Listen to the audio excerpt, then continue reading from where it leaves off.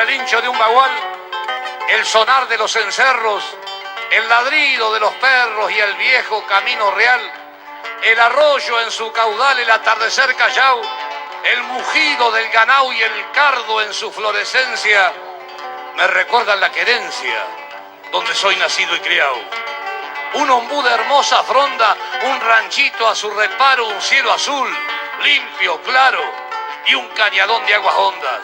Un jagüel boca redonda, un palenque bien plantado, un chajá en vuelo pausado y un ñandú con su presencia,